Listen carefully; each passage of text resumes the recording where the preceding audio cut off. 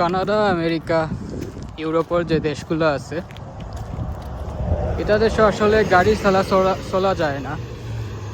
সবার কাছেও গাড়ি আছে, সবার কাছেও একটা বা তার অধিক দুই তিনটা গাড়ি আছে। কারণ আমরা বাংলাদেশে তো রিক্সা, সিএনজি সবটাও আছে।